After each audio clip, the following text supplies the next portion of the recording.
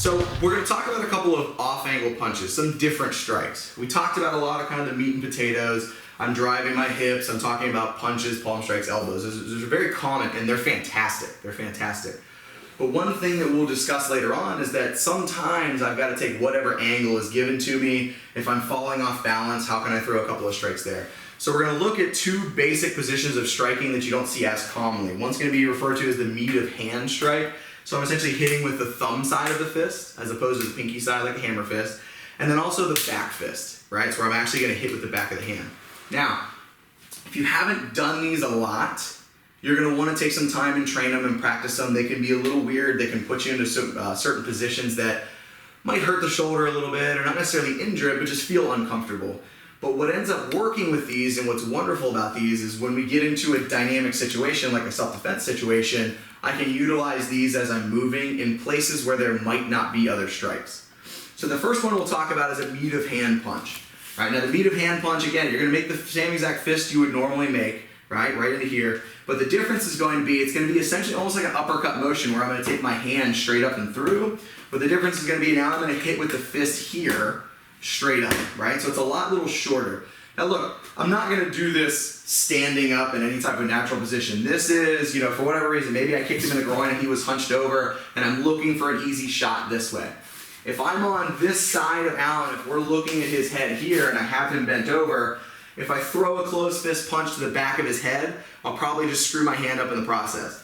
If I go here and I go to the base of the neck, whether it's with an elbow or a hammer fist, we're bordering on the line of legality and use of force, and you better understand that that's the way you want to be.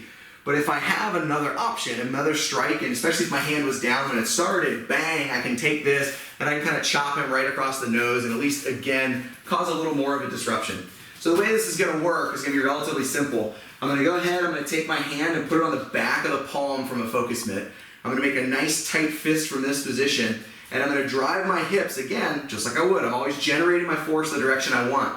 So the force is going to start down, the hips are going to drive forward, slightly up, and I'm going to take the fist, bang, and run it right up into the focus mitt from that position. And then I come through and I recoil because I don't know what's going to happen next. I might then load up for another punch. I might throw a knee from there. I might simply throw the guy off and run. So I don't want to get stuck when I'm training holding my hand here at the end of it and delaying for long periods of time. So I grab onto the back of the mitt, I make that big fist from here, hip drives forward and in, and I'm hitting with the thumb side of the fist. Again, not a common strike, but one that can be utilized very, very well in certain positions when you have no better options, right? One of the other ones we can start looking at is the back fist in general, okay? One of the first ones we show from the back fist is a standing back fist punch this way. So if when I normally throw my straight, I kind of rotate the knuckles over a little bit and point with the pointer and middle finger knuckle. When I go to do this, instead of throwing a basic hook punch here, right, if you're not comfortable throwing hooks, I turn the fist over even more with my thumb towards the floor, and I make contact with the back of the fist. Now there's a couple really, really great benefits of this. First and foremost, you can generate a lot of force on this. A lot of people refer to this as a bolo punch. I can generate a lot of force, right? Where I take my fist the whole entire way through. Hip, ribs, turn, shoulder rotation, you get torque of the shoulder, all that kind of fun stuff.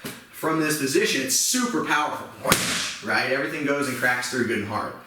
But the other reason this can be really beneficial is if I'm falling off balance, if I've tripped over something, if somebody shoved me, and I want to be able to throw essentially what would be an overhand right or some type of a quote-unquote Hail Mary strike, here it's something I can utilize relatively well.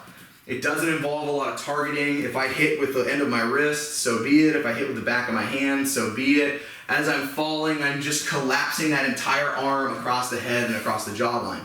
Remember, it's not necessarily that I can't use this in a normal position, but if I'm falling, instead of just worrying about staying and not hitting the floor and falling, I'd like to be able to keep him distracted for a half a second on the way down or throw a really good strike on the way down as I do it.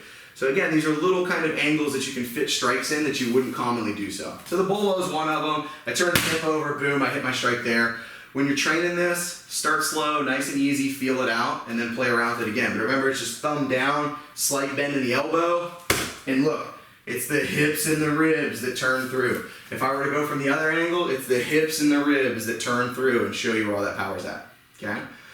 Now I can also use back fists from the side. If I'm here in this position and he's off there, remember we referred and talked about throwing a hammer fist in this direction, but there's nothing saying that I can't turn and make my back fist in that same exact way.